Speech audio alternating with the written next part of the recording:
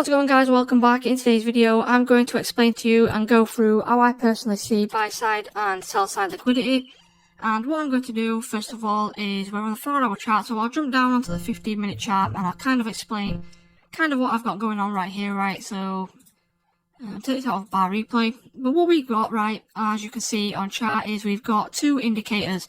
So we've got FX market sessions, which just highlights, ICT kill zones. So what I trade is, I trade London kill zone and also New York kill zone. This is the times where most high probability trades come up for my personal strategy. It's times when the most volume within the market is. And, it just makes sense for me to trade this time, around my personal life and things like that. So first of all, as I said, we've got market sessions. So just, London and New York kill zone, very, very simple. And then the second indicator will be the fractals indicator.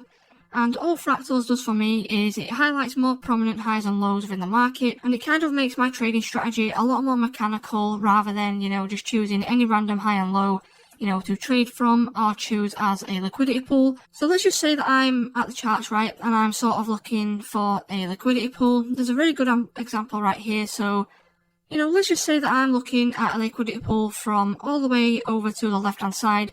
And I say, oh, this right here looks very good, really nice liquidity. It's, relative equal highs. It's got stacked, trend line liquidity as well. And it comes up, it takes off, we get a good reaction. And yeah, you could possibly get a good trade from around here. That's absolutely fine. But for me, I like, more mechanical strategies. And I like my strategies to, answer the questions for me type of thing. So what I do personally is I take the fractals and I use the most recent fractal for my buy side or sell side liquidity within inside a London or New York kill zone. So what I'll do is I will just start sort of over here, and then as you can see, if we zoom out, we've been in quite a heavy downtrend for quite some time. It looks like we've got a higher time frame break to the upside right here. And then what has happened is, if we look at London session, this right here could be considered a market structure shift. We then get a sweep of liquidity right here, and then what we could do is we could sort of enter on the bearish close if we wanted to do that. Or what you could do after this sweep right here, so if I just mark out the sweep, we get a nice sweep right here. So after this sweep, what you could do is you could drop down, onto a lower time frame, a 1 minute, 2 minute, 3 minute, 5 minute time frame, whatever you want to do. Or you could also just enter on the 15 minute if you want to do that. As you can see, then the trade runs quite nicely. So we'll just leave that on right there. And then if I zoom back out a little bit, what you will notice that happens is we get a further break to the downside. So what we get is we get a further break to the downside right here. It breaks these fractals, trades straight through it. And then in New York kill zone, what happens? We come back up, we take this high as buy side liquidity. Then you could go ahead, enter on the bearish close. Or as I said before, you could drop down onto a lower time frame if you want to do that. Stop above the high, and then you can sort of trade towards the downside. A nice 2.6 to risk to reward, depending on where you're targeting. You could target, the most relevant place on this chart is probably this fractal right here, which would be a 4.75% trade.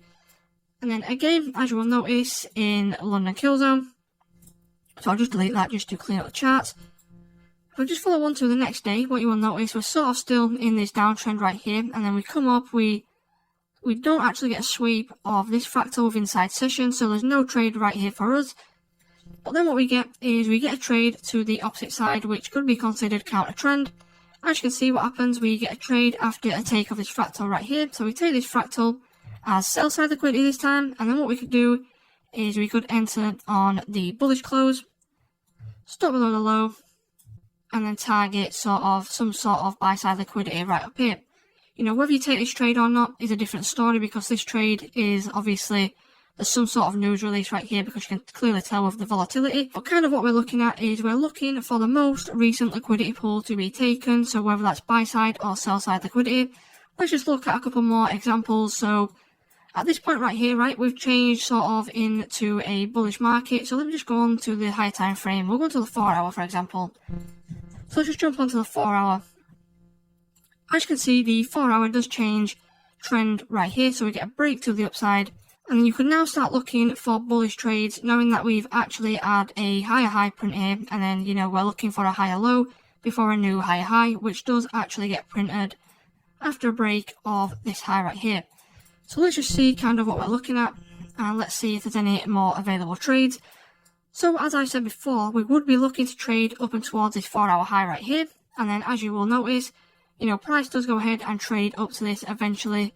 So what we could be looking for, we've now got our bias, we've got a 4-hour bias of bullish, and we're looking for buys. So what you will notice in London Kill Zone on Thursday the 8th of June, we get a take of this most recent sell side liquidity.